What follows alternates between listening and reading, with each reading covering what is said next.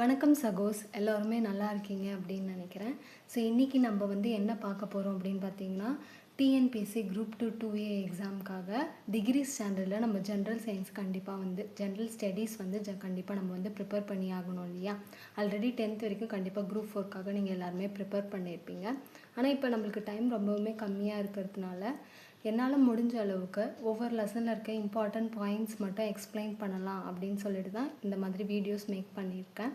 So கண்டிப்பாக உங்களுக்கு பிடிச்சிருந்தா லைக் பண்ணுங்கள், சப்ஸ்கிரைப் பண்ணுங்கள், உங்களோட ஃப்ரெண்ட்ஸ்க்கு இதை ஷேர் பண்ணி விடுங்க. இன்றைக்கி நம்ம ஃபஸ்ட்டு எந்த லெசன் பார்க்க போகிறோம்னு பார்த்தீங்கன்னா, 12th ஹிஸ்ட்ரியில் இருக்க rise of nationalism in India இந்த லெசன் பற்றின இதில் இருக்க இம்பார்ட்டன்ட் பாயிண்ட்ஸ் மட்டும் தான் பார்க்க போகிறோம். இதில் வந்து பார்ட் 1 பார்ட் 2 2 வீடியோ இருக்குது. முதல் பார்ட் 1 வீடியோவில் நம்ம என்னென்ன பார்க்க போகிறோம் அப்படின்றத பார்த்துக்கோங்க. இது எக்ஸாம் பாயிண்ட் ஆஃப் வியூவில் ரொம்ப ரொம்ப இம்பார்ட்டன்ட். இந்த லெசனில் இதுதான் இருக்குது அப்படின்றத நீங்கள் தெரிஞ்சுக்கலாம்.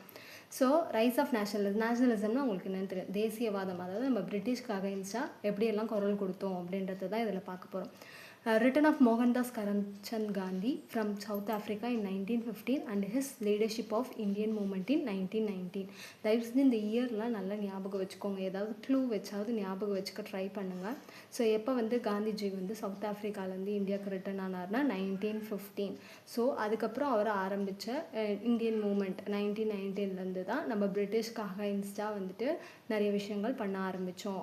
அப்போ அதுக்கு முன்னாடிலாம் நம்ம எதுவுமே பண்ணலையே அப்படின்னு கேட்டிங்கன்னா இல்லை. அதுக்கு முன்னாடி லீடர்ஸ் லைக் தாதாபாய் நவ்ரோஜி, கோபால் கிருஷ்ண கோகுலே, பிபின் சந்திரபால், லாலா லஜ்பத் ராய், பாலகங்காதர் திலக் இவங்களுமே வந்து காந்திஜி வரத்துக்கு முன்னாடியே இவங்களால முடிஞ்ச அளவுக்கு பிரிட்டிஷ்க்கு அகைன்ஸ்டாக நிறைய வந்து போராட்டங்கள்லாம் பண்ணியிருக்காங்க. இப்போ ஃபர்ஸ்ட் என்னன்னு பார்த்தீங்கன்னா, சோஷியோ எக்கனாமிக் பேக்ரவுண்ட். இப்போ இந்த நேஷ்னலிசம் உருவாக்குறதுக்கான காரணங்கள் என்னென்ன அப்படின்றது தான் இந்த லெசனில் கொடுத்துருக்காங்க. அதில் சமூக நிலை என்னென்ன, பொருளாதார நிலை என்னென்ன அப்படின்றத அதை ஃபஸ்ட்டு பார்த்தீங்கன்னா, இம்ப்ளிகேஷன் ஆஃப் நியூ லேண்ட் டென்யூஸ். இப்போ நியூ லேண்ட் டென்யூஸ் அப்படின்னா என்னென்னா, நிலவரி போட ஆரம்பித்தாங்க. இப்போ வந்து பிரிட்டிஷர்ஸ் தான் நம்மளுக்கு நிலவரி போட்டாங்களா அப்படின்னு கேட்டிங்கன்னா இல்லை. இப்போ பிரிட்டிஷர்ஸ் வரதுக்கு முன்னாடி நம்மளுக்கு வந்துட்டு என்ன சிஸ்டம் இருந்தது அப்படின்னு பார்த்திங்கன்னா, அரசர்கள்லாம் நம்மள ஆண்ட கதை வந்து உங்களுக்கு தெரியும். அப்போ வந்து என்ன ஆச்சு அப்படின்னு பார்த்தீங்கன்னா, பணமாக அவங்க கொடுக்காம க்ராப்பை வந்து ஷேர் பண்ணிக்குவாங்க. அதாவது அரசருக்கு இவ்வளோ வந்து நம்ம கொடுத்துடணும், இவ்வளோ பயிர் வந்து நம்மளுக்கு கொடுக்கணும் அப்படின்ற மாதிரியான மெத்தட் தான் இருந்துச்சு. ஆனால் பிரிட்டிஷ் வந்து என்ன பண்ணிட்டாங்கன்னா, fixed land revenue in cash, ஓகேவா, பணமாக செலுத்தணும் அப்படின்ற ஒரு ரூலை போடுறாங்க. அதை யார் இன்ட்ரடியூஸ் பண்ணுறா? East India Company, British East India Company வந்து இன்ட்ரடியூஸ் பண்ணுறாங்க. ஸோ அந்த வரியை வந்து ரெண்டாக பிரிக்கிறாங்க. என்னென்னா, commodification of land, commercialisation of agriculture. இந்த லேண்ட் ரெவன்யூ டென்யூரை வந்து இன்ட்ரடியூஸ் பண்ணதுனால என்னென்ன நடக்குதுன்னு பார்த்தீங்கன்னா, ஒன்று கமாடிஃபிகேஷன்னா பண்டை மாற்று முறை அப்படின்னு சொல்லிட்டு நம்மளுக்கு தமிழில் படிச்சுப்போம் இல்லையா. ஒரு பொருளை கொடுத்துட்டு இன்னொரு பொருளை வாங்க. ஸோ அந்த மாதிரி நடக்க ஆரம்பிச்சது. இன்னொன்று கமர்ஷியலைசேஷன் ஆஃப் அக்ரிகல்ச்சர். கமர்ஷியலைசேஷன்னா வணிகமயமாதல்.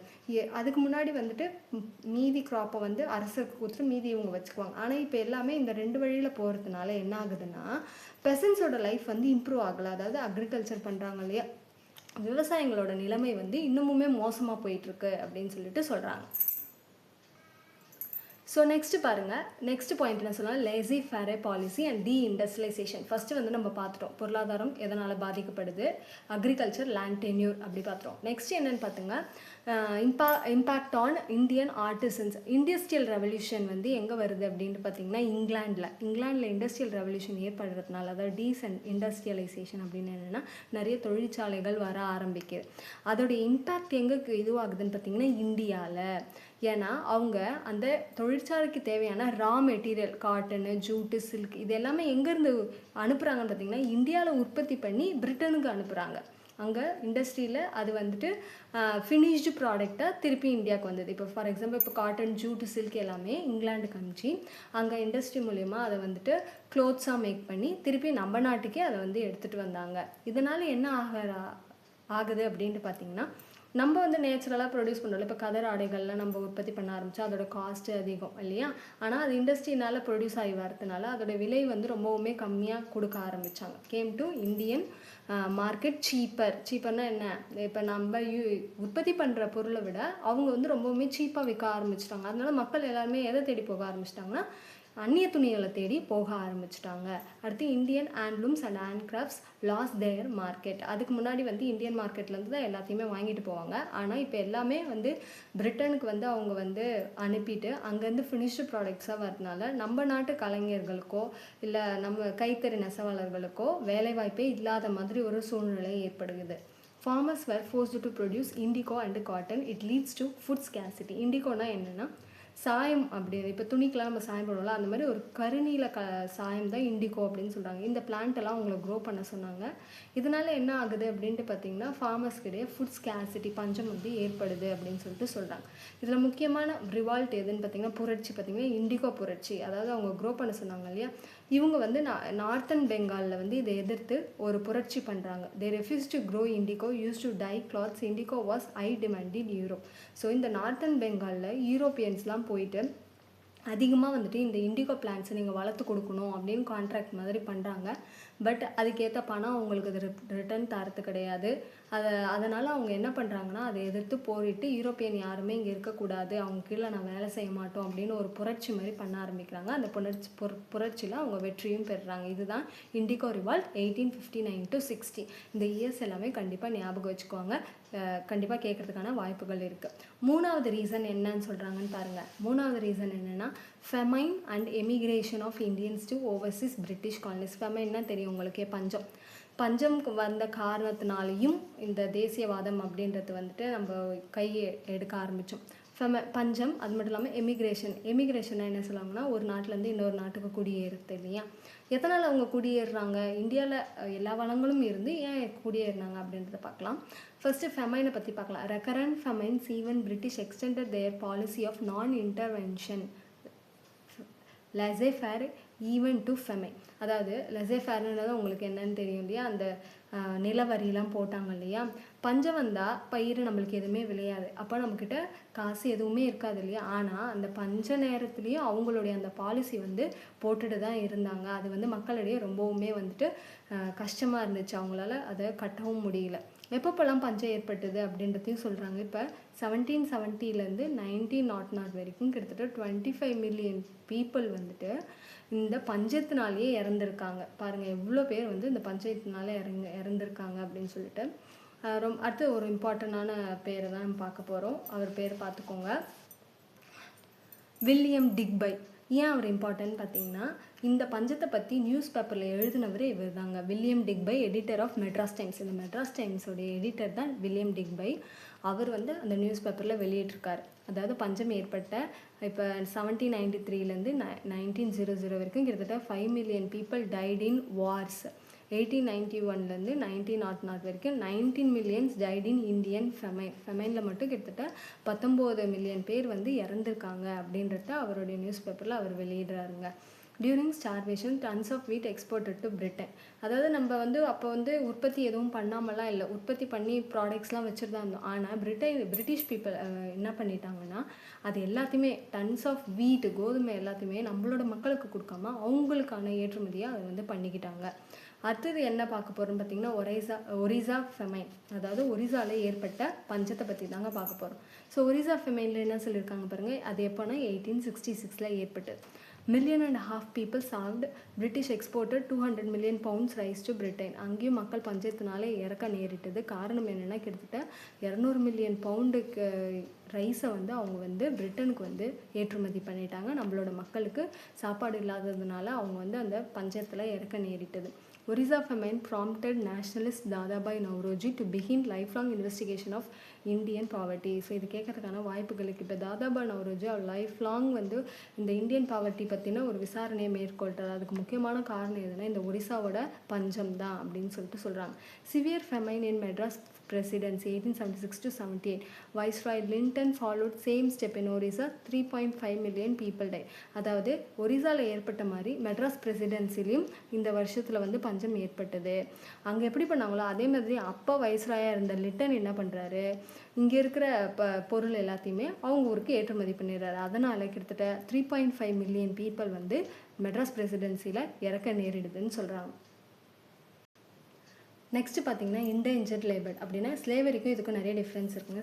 ஸ்லேவரி வேறு, இன்டேஞ்சர்ட் லேபர் அப்படின்னா என்னன்னு சொல்லுவோம் பார்த்தீங்கன்னா ஒப்பந்த தொழிலாளர்கள் அப்படின்னு சொல்லிட்டு சொல்லுவோம். ஸோ அடுத்தது இந்த ஒப்பந்த தொழிலாளர்களாக இவங்க இமிக்ரேட் ஆகி போகிறாங்க. எப்படி அவங்க வந்து காஃபி, டீ, சுகர் இது எல்லாத்தையுமே Ceylon, Mauritius, Fiji, Malaya, Caribbean island, south Africa இங்கே எல்லாத்துக்குமே வந்துட்டு லேபர் தேவைப்படுறாங்க. ஆனால் நம்மளோட மக்கள் வந்து நம்ம ஊரை விட்டு போகிற ஐடியாவில் இல்லை. அதுக்காக என்ன ஆகுதுன்னா 1815 governor of Madras receive message from governor of Ceylon asking for coolies. அதாவது சிலோனுடைய கவர்னர் வந்து மெட்ராஸோடைய கவர்னருக்கு எழுதுறாரு, எங்களுக்கு வந்து வேலை செய்ய கூலி ஆட்கள்லாம் தேவைப்படுது அப்படின்னு சொல்லிட்டு. உடனே கவர்னர் ஆஃப் மெட்ராஸ் வந்து இந்த லெட்டரை யாருக்கு அனுப்புகிறாருன்னா கலெக்டர் ஆஃப் தஞ்சாவூரில் இருக்க கலெக்டருக்கு வந்து அதை அனுப்புகிறார். ஃபஸ்ட்டு வந்து மக்கள் போக மாட்டேன்னு தான் நினைக்கிறாங்க. ஆனால் அடுத்தடுத்து 2 பஞ்சம் ஏற்படுது. எப்போனா 1833 1843. அதனால் வேறு வழியே இல்லாமல் அவங்க என்ன போகிறாங்கன்னா சிலோனுக்கு வேலை செய்யறதுக்காக, அதாவது ஒப்பந்த தொழிலாளர்களாக போகிறாங்க அப்படின்னு சொல்கிறாங்க. இப்போ abolition of slavery in British India in 1843. ஸ்லேவரியை வந்துட்டு 1843 வந்துட்டு அபாலிஷ் பண்ணிட்டாங்க. ஆனால் இந்த ஒப்பந்த தொழிலாளர்களாக போனாங்க இல்லையா, அவங்கள வந்து ஸ்லேவ்ஸை விட கொடுமையாக தான் நடத்த ஆரம்பிச்சிருக்காங்க. பாருங்கள் எத்தனை பேர் எமிக்ரேட் ஆகிருக்காங்க அப்படின்றத சொல்கிறாங்க. 1837 கிட்டத்தட்ட வந்துட்டு தமிழ் லேபரர்ஸ் வந்து சிலோனுக்கு 10,000 பேர் வேலைக்கு போயிருக்காங்க. அதுவே 1846 80,000 பேர் போயிருக்காங்க. 1855 1,28,000 பேர். 1877 திருப்பியும் பஞ்சம் ஏற்பட்டதுனால கிட்டத்தட்ட 3,80,000 பேர் வந்து ஒப்பந்த தொழிலாளர்களாக அங்கே போயிருக்காங்க. இந்த டேட்டாலாம் லைட்டாக தெரிஞ்சு வச்சுக்கோங்க, மெமரைஸ் பண்ணணும்னு அவசியம் இல்லை. அதே மாதிரி 1843 30,218 மேல், 4,307 ஃபீமேல்ஸ் ஆர் இன்டெஜென்ட் லேபரர்ஸ் டு மொரிஷியஸ்க்கு வந்து அவங்க போகிறாங்கன்னு சொல்லிட்டு சொல்கிறாங்க. இப்போ இந்த மாதிரி ஸ்டார் கொடுத்துருக்கிறதுலாம் இம்பார்ட்டன்ட் பாக்ஸில் இருந்த டாபிக் தான் வந்துட்டு நான் இப்போ கொடுத்துருக்கேன். இன்டெஜென்ட் லேபர்னால் என்ன, அதாவது ஒரு கான்ட்ராக்ட் 5 இயர்ஸ்க்கு கான்ட்ராக்டில் அவங்க போவாங்க. அடுத்து அவங்க விருப்பப்பட்டால் அடுத்ததும் செய்யலாம், இல்லை எனக்கு விருப்பம் இல்லைன்னா அவங்களோட ஹோம்லேண்டுக்கு அவங்க திரும்பி வந்துடலாம். கொலோனியல் ஸ்டேட்டில் அலோட் ஏஜென்ட்ஸு. ஸோ இவங்களெல்லாம் யார் வந்துட்டு இந்த வேலையை கூப்பிட்டு வராங்கன்னு பார்த்தீங்கன்னா ஏஜென்ட்ஸ். அவங்களுக்கு வந்து கண்கனீஸ் அப்படின்றது வந்துட்டு பேர்.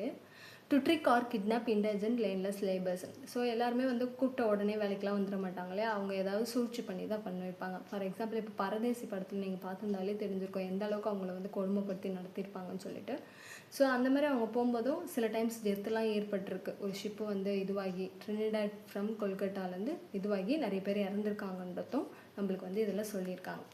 நெக்ஸ்ட் நம்ம சோஷியோ எக்கனாமிக் பேக்ரவுண்ட் பார்த்துட்டோம். அடுத்து என்னென்னா western education and its impact. எஜுகேஷன்னால என்னென்ன மாதிரியான மாற்றங்கள் வருது. இப்போ education in pre British India. British வரத்துக்கு முன்னாடி நம்ம கல்வி கற்கலையாக கேட்டிங்கன்னா கண்டிப்பாக கல்வி பயின்றோம். அதாவது பிராமின்ஸ் வந்து ஹையர் எஜுகேஷன், அவங்க தான் வந்துட்டு இந்த ஹையர் எஜுகேஷன்லாம் படிக்கிறதுக்கான வாய்ப்புகள் இருந்தது. எல்லாருக்குமே சமமான ஒரு எஜுகேஷன் இல்லை. அவங்க தான் வந்து ப்ரீஸ்ட், டீச்சர் அந்த மாதிரியான போஸ்டிங்லலாம் இருந்தாங்க. அவங்க எங்கே படித்தாங்க அப்படின்னு கேட்டிங்கன்னா வித்யாலயாஸ் அண்ட் சதுஷ்பதிஸ் இந்த மாதிரியான இடங்களில் தான் பிராமின்ஸ் வந்து ஹையர் எஜுகேஷன் அது எல்லாமே படித்தாங்கன்னு சொல்கிறாங்க. அவங்க எந்த மீடியமில் படித்தாங்கன்னா சமஸ்கிருதம் தான் அவங்களுடைய மொழியாக இருந்தது. அதேமாதிரி டெக்னிக்கல் நாலேஜ் வந்து ஹெரிடிட்ரி. அதாவது இப்போ வந்து ஒரு மர வேலை செய்கிறவர்னா அவரோட பையன் வந்து மர வேலை செய்வான். அந்த மாதிரியான பரம்பரையான வேலைகள் தான் அவங்க ஃபாலோ பண்ணிட்டு வந்துட்டு இருந்தாங்க. யார் யாருக்கெல்லாம் எஜுகேஷன் கிடைக்கல அப்படின்னு பார்த்தீங்கன்னா விமென்க்கு, லோயர் கேஸ்ட் பீப்புளுக்கு, அதர் ப்ரிவிலேஜ் இவங்க யாருக்குமே வந்துட்டு எஜுகேஷன் வந்து அவங்க வந்து தரலை அப்படின்னு சொல்லிட்டு சொல்கிறாங்க. படிக்கிறதுக்கான வாய்ப்புகள் மறுக்கப்பட்டது அப்படின்றது தான். அடுத்து நம்மளுக்கு ப்ரீ பிரிட்டிஷ் ஏரியா படித்து அடுத்து பிரிட்டிஷ் வந்ததுக்கப்புறம் நம்மளோட எஜுகேஷன் சிஸ்டம் எப்படி இருந்தது அப்படின்றது தான் இதில் சொல்லியிருக்காங்க. மேக்லே சிஸ்டம் ஆஃப் எஜுகேஷன் இது ரொம்பவுமே இம்பார்ட்டன்ட்ங்க. இங்கிலீஷ் எஜுகேஷன் ஆக்ட் எப்போ வந்தது பார்த்திங்கன்னா 1835 by council of India by TB Macaulay. இவர் தான் கொண்டு வராரு இங்கிலீஷ் எஜுகேஷன் ஆக்ட். அதன் மூலியமாக தான் நிறைய காலேஜஸ், ஸ்கூல்ஸ் எல்லாத்தையுமே பிரிட்டிஷ் வந்து இந்தியாவில் கட்ட ஆரம்பிக்கிறாங்க. யூனிவர்சிட்டிஸ் எங்கெங்கெல்லாம் ஃபஸ்ட்டு வந்தது பாருங்கள். 1857 பாம்பே, மெட்ராஸ், கல்கட்டா இந்த 3 இடத்துலையும் யூனிவர்சிட்டிஸாக பிரிட்டிஷ் தாங்க ஓப்பன் பண்ணுறாங்க. இவங்க வந்து எல்லாருக்குமே சமமான எஜுகேஷன் தாங்க கொடுத்தாங்க. டிபி மேக்குலேவை பற்றி சில விஷயம் சொல்கிறாங்க. இவர் தான் இந்தியாவுடைய first law member of governor general from 1834 to 1838. First law member பிரிட்டிஷை சேர்ந்தவர் டிபி மேக்குலே. இவர் வரத்துக்கு முன்னாடி ஒரு கமிட்டி இருந்திருக்கு, அதுதான் general committee of public instruction in 1823. இவர் வந்ததுக்கப்புறம் தான் 1835 இங்கிலீஷ் எஜுகேஷன் ஆக்ட் கொண்டு வந்திருக்காங்க. ஆனால் இவர் வரத்துக்கு முன்னாடியும் எஜுகேஷனுக்காக ஒரு கமிட்டி ஆரம்பிச்சிருக்காங்க, அதுதான் general committee of public instruction 1823. அதில் 2 விதமான பீப்புள் இருந்தாங்க. ஒன்று ஓரியன்டலிஸ்ட் குரூப்பு, இன்னொன்று ஆங்கிலிசிஸ்ட்.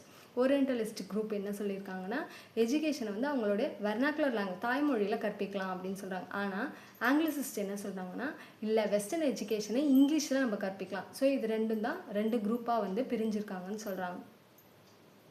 அடுத்து பார்த்தீங்கன்னா மேக்குலே வந்து எந்த சைடுன்னு பார்த்தீங்கன்னா ஆங்கிலிசிஸ் சைடு தான். அவர் என்ன சொல்கிறாருன்னா வெஸ்டர்ன் எஜுகேஷனை நம்மளோட இங்கிலீஷில் தான் அவங்களுக்கு வந்து கற்பிக்கணும் அப்படின்றத அவர் வலியுறுத்துறார். அவருடைய இம்பார்ட்டண்டான புக் என்னென்னா மினிட் ஆன் இந்தியன் எஜுகேஷன் 1835 அப்படின்றது அவர் எழுதின புக்கு. இதை ஞாபகம் வச்சுக்கோங்க. அவர் அந்த புக்கில் என்ன சொல்லியிருக்காங்கன்னா, be Indian in blood and colour but English in taste, in opinion, in morals and in intellect. நீங்கள் பிளட்டால் வேணால் இந்தியனாக இருந்துப்போங்க, கலரால் வேணால் இந்தியனாக இருந்துப்போங்க, ஆனால் உங்களோட டேஸ்ட், ஒப்பீனியன், மாரல்ஸ், இன்டலெக்ட் இது எல்லாமே இங்கிலீஷில் தான் இருக்கணும் அப்படின்றது சொன்னது யாருன்னா டிபி மேக்குலே. அடுத்து எஜுகேட்டட் இந்தியன் மிடில் கிளாஸை வந்து அவங்க பாபு கிளாஸ் அப்படின்னு சொன்னாங்க. அதாவது இந்தியன்ஸை வந்து எஜுகேட் பண்ணாங்க இல்லையா, அந்த ஒரு பர்டிகுலர் மிடில் கிளாஸ்க்கு அவங்க குறிப்பிட்ட பேர் வந்து பாபு கிளாஸ் அப்படின்னு சொல்கிறாங்க. Next role of educated middle class. இப்போ இவங்க யூனிவர்சிட்டி ஆரம்பிச்சிட்டாங்க, ஸ்கூல் ஆரம்பிச்சிட்டாங்க, காலேஜ் ஆரம்பிச்சிட்டாங்க. இப்போ நிறைய எஜுகேட்டட் மிடில் கிளாஸ் இந்தியன்ஸ் வந்து வர ஆரம்பிச்சிட்டாங்க. இவங்க என்ன பண்ண ஆரம்பிக்கிறாங்கன்னு பாருங்கள். British introduced new social classes. New அப்படின்றது தான், நியூனா நியூ. இதுக்கு முன்னாடி வந்துட்டு அப்பர் கேஸ்ட், லோயர் கிளாஸ்ட்டு அப்படின்னு வர்ணா சிஸ்டம் இருந்தது. ஆனால் இவங்க வந்து ஒரு புதுவிதமான சோஷியல் கிளாஸஸை வந்து உருவாக்க ஆரம்பித்தாங்க. சூன் தே ரியலைஸ்டு நீட் இண்டிபெண்டன்ட் இந்தியா. ஆனால் இந்த படித்தவங்களுக்கு வந்துட்டு என்ன ஆரம்பிக்குது அப்படின்னு பார்த்தீங்கன்னா, நம்ம ஏன் வந்து இவங்களுக்கு அடிமையாக இருக்கணும், நம்ம வந்து ஒரு சுதந்திர இந்தியாவாக மாற்றணும் அப்படின்ற ஒரு ஐடியா வருது. அதனால் இவங்க நிறைய புக்ஸ் தான் படிக்க ஆரம்பிக்கிறாங்க. இவங்களோட ஐடியாஸ்லாம் எங்கேருந்து வருதுன்னு பாருங்கள். John Locke, James Stuart Mill, Mazzini, Garibaldi, Rousseau, Thomas பியர், இவங்க கிட்டேருந்து இவங்க ஐடியாஸ் எல்லாம் வந்து அவங்க வந்து சுதந்திரத்துக்கு பெறணும் அப்படின்ற ஒரு இது வந்து இன்னும் மேலோக்குது அப்படின்னு சொல்லிட்டு சொல்கிறாங்க. அடுத்து பாருங்கள், அவங்க வந்து என்ன மாதிரியான ஐடியாஸ்லாம் அதில் கற்றுக்கிட்டாங்கன்னா, ரைட் ஆஃப் ஃப்ரீ ப்ரெஸ்ஸு வந்து ஃப்ரீயாக இருக்கணும். அதாவது அப்போ தானே நம்மளுடைய எண்ணங்கள்லாம் சொல்ல முடியும். அதேமாதிரி right of free speech, British எதிர்த்து கண்டிப்பாக நம்ம பேசி தான் ஆகணும். அதேமாதிரி ரைட் ஆஃப் அசோசியேஷன், நம்மளுக்குன்னு ஒரு அசோசியேஷன் க்ரியேட் பண்ணணும் அப்படின்ற மாதிரியான ஐடியாலாம் வந்து படிக்க ஆரம்பித்ததுனால அவங்களுக்கு நிறையவே வர ஆரம்பிச்சிருக்குன்னு சொல்கிறாங்க. கான்ட்ரிபியூஷன் ஆஃப் மிஷினரிஸாக, அதாவது எஜுகேஷனை மிஷினரி மூலயமாவும் அவங்க ஸ்ப்ரெட் பண்ண ஆரம்பித்தாங்க. அதில் முக்கியமான பங்கு வந்து கிறிஸ்டியன் மிஷினரிஸ்க்கு இருக்குது. இவங்க வந்து கிறிஸ்டியானிட்டியை ப்ரீச் பண்ணுறாங்க. எப்படின்னா மாடர்ன் செக்யுலர் எஜுகேஷன். இவங்க வந்து எல்லாருக்குமே, அதாவது மார்ஜினலைஸ்டு பீப்புளுக்கெலாம் எஜுகேஷன் கற்பித்து இவங்களோட ரிலிஜனுக்கு மாறுறதுக்கான ஒரு யுக்தியை கையாண்டாங்க அப்படின்னு சொல்லிட்டு சொல்கிறாங்க. இப்போ தேர்ட் பாருங்கள், social and religious reform moments. இப்போ அடுத்து என்ன மாதிரியான ரிஃபார்ம் மூமெண்ட்ஸ்லாம் வந்தது அப்படின்றது தான் நம்ம பார்க்க போகிறோம். ஸோ என்ன மாதிரியான ரிஃபார்ம் மூமெண்ட்ஸ், இது எல்லாமே ஜஸ்ட் எழுதியிருக்கேன். இதை டீட்டெயிலாக நம்ம 11th ஸ்டாண்டர்டில் கொடுத்துருக்காங்க. 10th நீங்கள் படிச்சிருப்பீங்க கொஞ்சம். இப்போதைக்கு லைட்டாக என்னென்னன்றது பார்த்துக்கோங்க. அதை வந்து 3 டைப்பாக இருக்குது. ரிஃபார்மஸ்ட் மூமெண்ட்னா சீர்திருத்தவாத இயக்கம், ரிவவலைஸ்டு மூமெண்ட்னா மறுமலர்ச்சி இயக்கம், அடுத்து சோஷியல் மூமெண்ட் சமூகத்தில் ஏற்படுற இயக்கங்கள். அது என்னென்ன அப்படின்னு பாருங்கள். பிரம்ம சமாஜ் யார் ஸ்டார்ட் பண்ணது? ராஜாராம் மோகன் ராய். எப்போனா 1828. இது எல்லாமே நம்மளுக்கு மேட்ச் த ஃபாலோவிங்கில் கேட்குறதுக்கான வாய்ப்புகள் அதிகம். யார் எதை வந்து இது பண்ணாங்க, இல்லைனா இந்த மாதிரி சமாஜ்லாம் கொடுத்துட்டு இது எந்த மூமெண்ட்டில் வரும், ரிஃபார்மஸ் மூமெண்ட்டா, ரிவவலைஸ்டு மூமெண்ட்டா, அந்த மாதிரி. அப்புறம் பிரார்த்தனா சமாஜ், டாக்டர் ஆத்மரம் பாண்டுரங், அலிகர் மூமெண்ட், சையத் அகமத் கான், இது எல்லாமே வந்து இந்த மூமெண்ட் வந்து முஸ்லீம்காக ஏற்படுத்தப்பட்டது. ஓகேங்களா. இது revivalist movement. Arya Samaj 1875, Ramakrishna mission, தியோபான் மூமெண்ட். சோஷியல் மூமெண்ட்ஸில் என்னென்ன வருதுன்னா Jyotiba Phule in Pune, Narayana Guru and Ayyankali in Kerala. அதேமாதிரி தமிழ்நாட்டில் யார் யாரெல்லாம் ரிஃபார்ம் பண்ணாங்கன்றதுக்கான கேட்கறதுக்கான வாய்ப்புகளும் இருக்குது. தமிழ்நாட்டை சேர்ந்தவர்கள் அப்படின்னு பார்த்திங்கன்னா ராமலிங்க அடிகள், வைகுண்ட சுவாமிகள், அயோத்திதாசர், இவங்கெல்லாம் வந்து தமிழ்நாட்டில் வந்துட்டு இந்த சோஷியல் மூமெண்ட்ஸ்லாம் வந்து இது பண்ணாங்கன்னு சொல்கிறாங்க. அடுத்து ராஜாராம் மோகன் ராய், அதாவது பிரம்ம சமாஜ் ஏற்படுத்தினார் இல்லையா, அவரை ஃபாலோ பண்ணி நிறைய பேர் வராங்க. அதில் இம்பார்ட்டண்ட்டாக சொல்லணும் அப்படின்னு பார்த்திங்கன்னா கேஷவ் சந்திர சென் அண்டு ஈஸ்வர் சந்திர வித்யாசாகர். இவங்களாம் எதுக்காக போரிட்டாங்க பார்த்திங்கன்னா, சதியை வந்து அபாலிஷ் பண்ணுங்கள், சைல்டெல்லாம் மேரேஜ்லாம் பண்ணக்கூடாது, அதேமாதிரி விடோ வந்து ரீமேரேஜ்லாம் பண்ணலாம், விதவைகள் மறு திருமணம்லாம் பண்ணிக்கலாம் அப்படின்றது. ஸோ இதுதாங்க பார்ட் 1ல் நம்ம பார்க்க வேண்டிய இம்பார்ட்டன்ட் பாயிண்ட்ஸு. இதில் இருக்க இயரு, அதுக்கப்புறம் எந்த மூமெண்ட்டை யார் ஸ்டார்ட் பண்ணாங்க, எது வந்து ஃபஸ்ட்டு ரிவால்ட்டாக வந்தது, அது எல்லாத்தையுமே கொஞ்சம் இம்பார்ட்டண்ட்டாக பார்த்துக்கோங்க. நம்மளோட வீடியோ பிடிச்சிருந்தா கண்டிப்பாக லைக் கொடுங்க. தேங்க்யூ.